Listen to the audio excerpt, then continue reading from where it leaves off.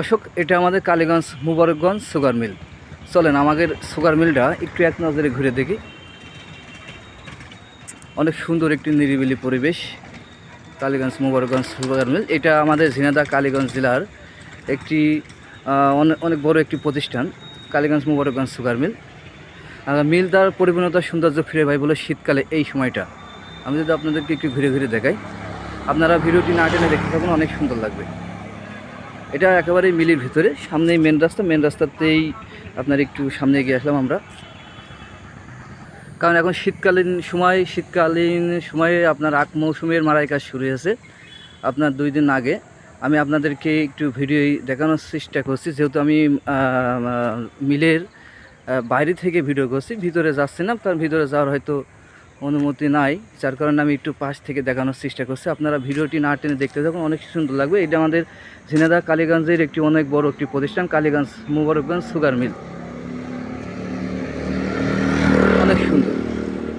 আর এই যে এই সাইডটা আপনার মুবারকগঞ্জ সিনিকল মাধ্যমিক বিদ্যালয়, এই যে এই পাশটা আপনারা মিলের পিছনের সাইডটা আর কি, অনেক সুন্দর একটি পরিবেশ মিলের ভিতরে। আমি আপনাদেরকে বাইরের থেকে দেখাচ্ছি,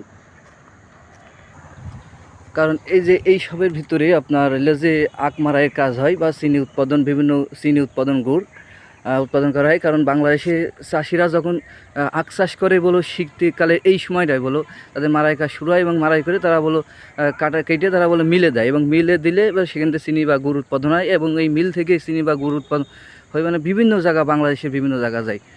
বাংলাদেশে অনেকগুলো চিনি শিল্প আছে, তার মধ্যে আমাদের ঝিনাইদহ কালীগঞ্জেরটা অন্যতম।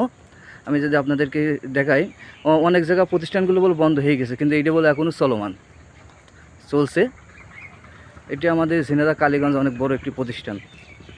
আর মিলির ভিতরটা বলে অনেক সুন্দর একটি নিরিবিলি পরিবেশ। আমি আপনাদেরকে যদি একটু ঘুরে ঘুরে দেখাই, ভিডিওটি না টেনে দেখতে যখন অনেক সুন্দর লাগবে। মুবারকগঞ্জ সিনিকল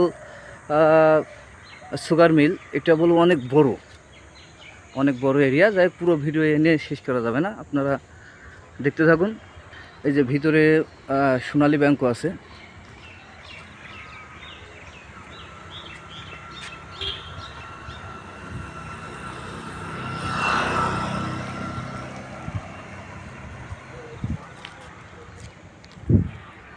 প্রিয় দর্শক, আপনারা ভিডিওটি ভালো লাগলে অবশ্যই একটি লাইক, একটি কমেন্ট দিয়ে যাবেন।